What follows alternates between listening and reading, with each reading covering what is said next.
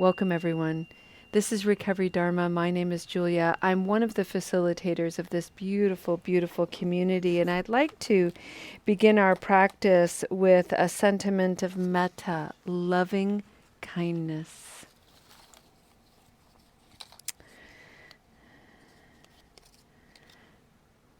This one reads, "May you laugh a lot." May you laugh a lot.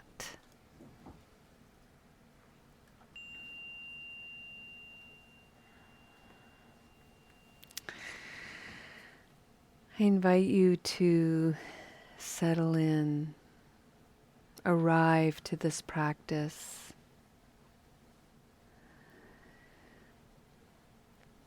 There's a chapter in the manuscript Satiseva, Reimagining Recovery and Support, that is all about play and creativity.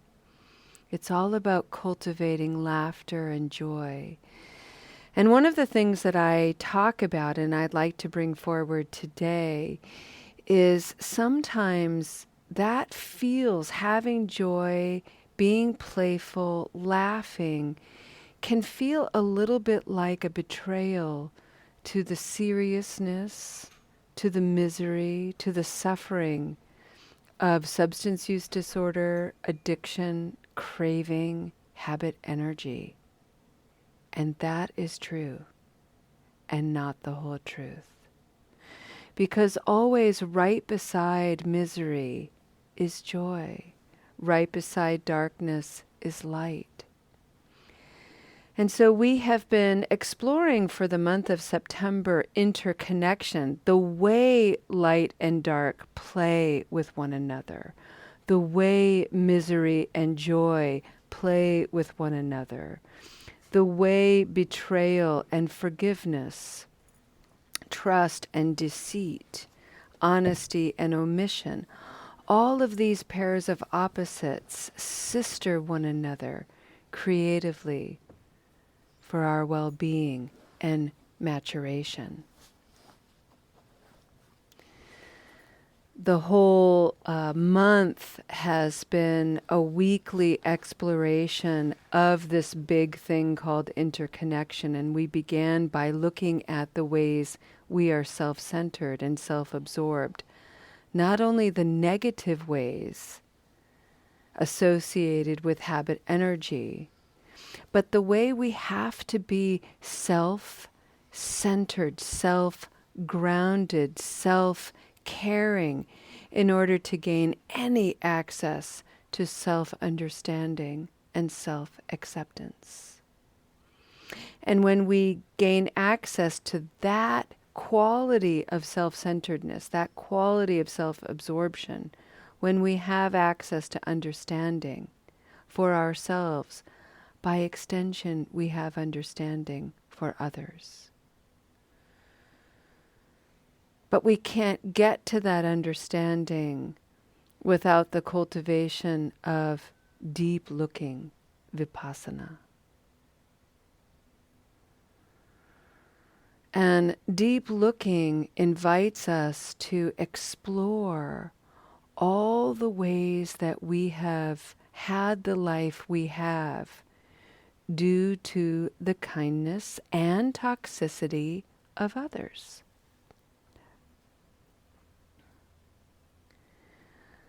Most of us are well versed in toxicity and negativity, and so this month we were looking at the kindness of others, the way hundreds and hundreds of people touch our lives that we're not even really aware of. And so we practiced the quality of simplicity, looking at a very simple something. The cap on my toothpaste. Somebody was working in a factory that makes the caps for my toothpaste. The clothes on my back. The person sorting clothes in the Value Village that I like to go to. and they organize everything by color, which is awesome for me because I only go to things that are black. I love it. I don't have to waste any time. So much kindness in that, so much consideration that adds virtue and quality and wholesomeness and beauty to my life. And this brings me joy.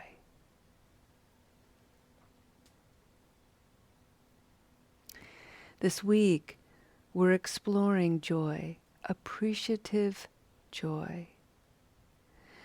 And sometimes this is very difficult to access when life is really hard. When we're in it, in the struggle of it. And I simply want to acknowledge that with a hearty yes. It is. That is true, and not the whole truth.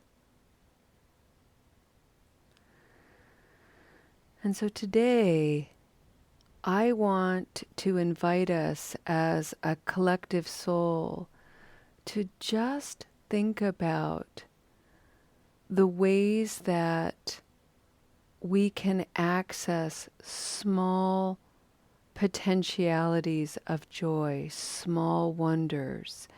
It can be as simple as contemplating your clothes or your water bottle or a piece of jewelry. Or maybe you can look over a tattoo that you have that you love, and you can reflect on the artist who did that for you and all of the people that are involved in that individual's life, nurturing and fostering their artistic talent so you can now wear their talent on your body. It's amazing, really.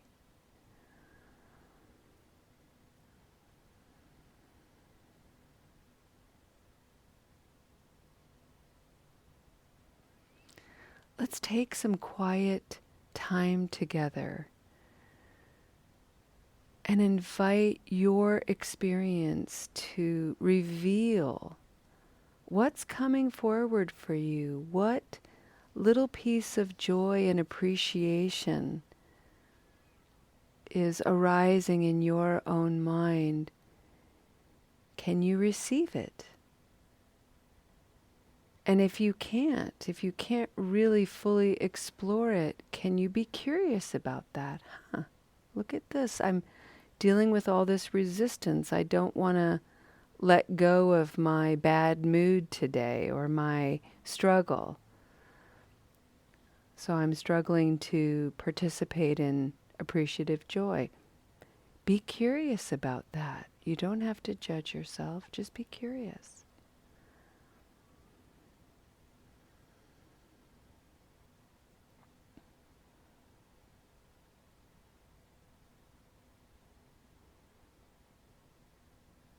And if that is difficult for you to do, then I would invite you to simply enjoy breathing.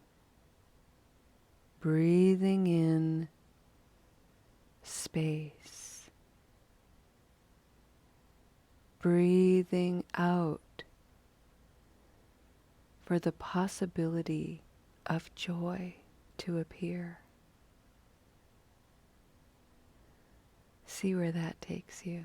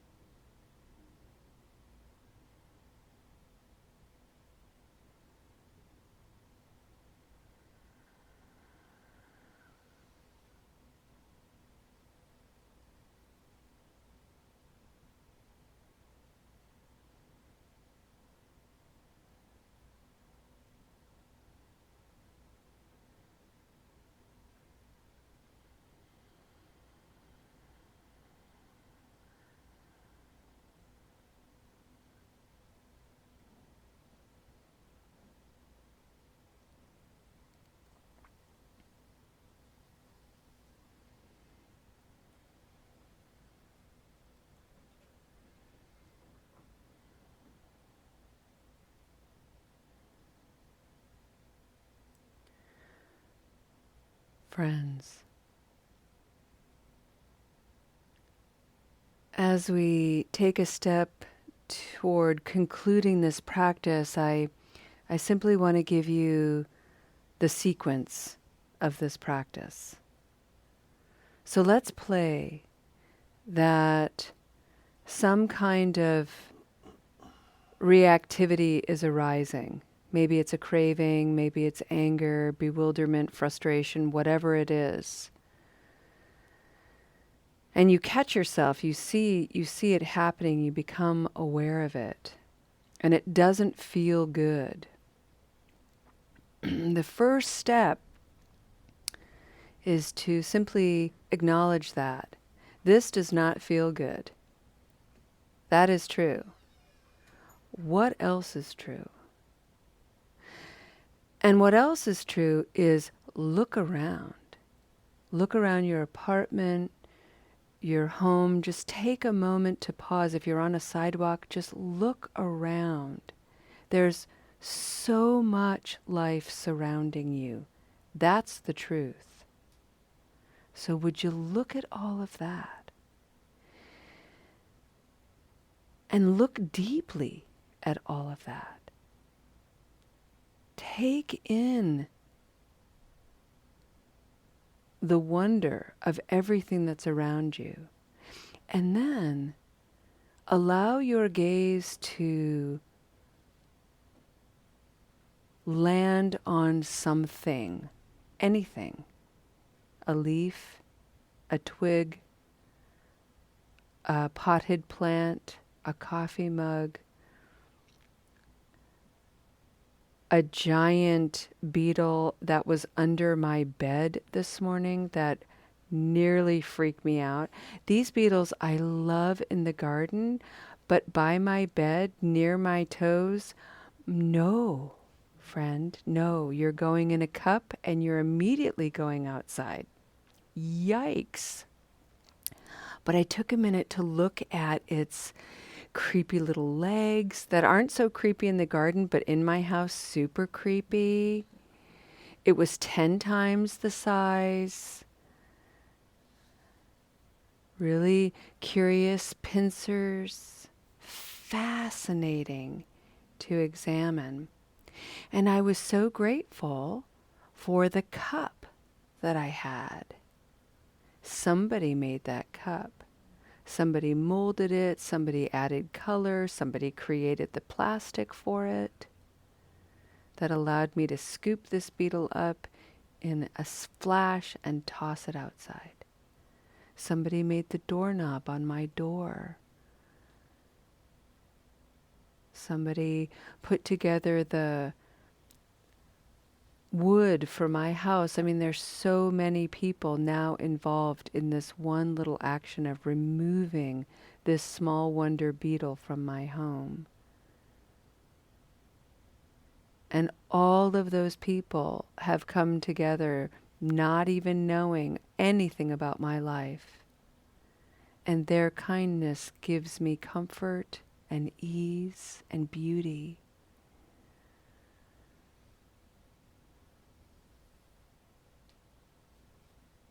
And I'm grateful for that. And in that space of gratitude, a little bit of joy begins to percolate right alongside all of that uncomfortable energy that I was experiencing only moments before, the frustration I had. Both exist together. And they make the whole of me. And they make the whole of everyone. We are one humanity.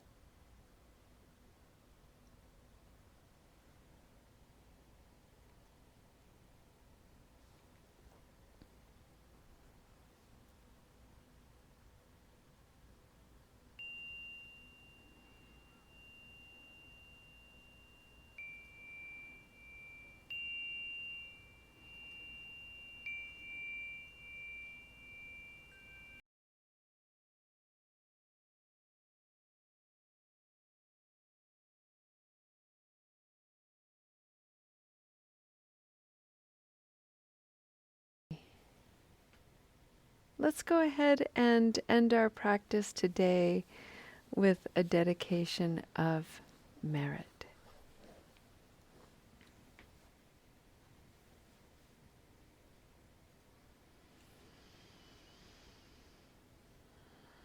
Last night, in our beginning Buddhism class with two of the nuns from Sravasti Abbey, Venerable Jigme is one of the senior nuns, and one of the things that she does in her practice, I've been privileged to listen to her teach for a long time, and she does this consistently, especially when she's making a dedication,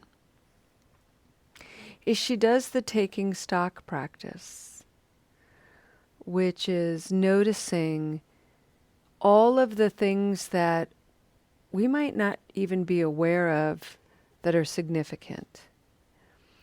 You got up this morning and got dressed. Amazing. Not everybody gets to do that.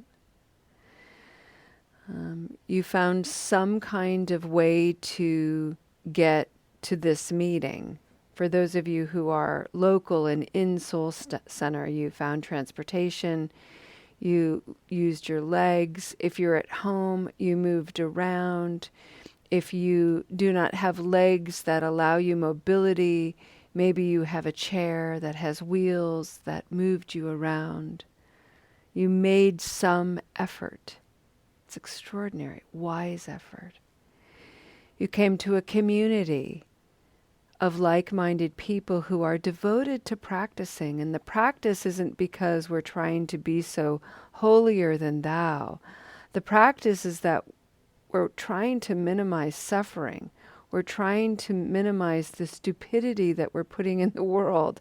We're trying to understand the driving forces behind ignorance that lives within us and that we see all around us. We're trying to be of benefit. Amazing. We listened to a meditation. We got to hear some beautiful reflections and sharing. And we've taken this all into the mind and heart. And we've been able to see ourselves, our heart minds in one another. Unfreaking believable. And now we get to go out into the world and we get to interface with all kinds of people. People who, just like me, have been taught to reject my emotional spectrum. People just like me who experience boredom and cravings. People just like me who have blind spots and biases. People just like me who are unskillful. People just like me who are generous and kind. And through these practices, we get to notice it all. And for a moment, we are invited to dispel the misery of the world. Beautiful.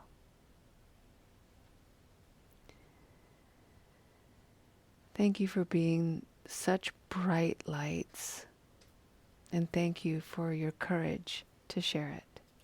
See you next time. Namaste.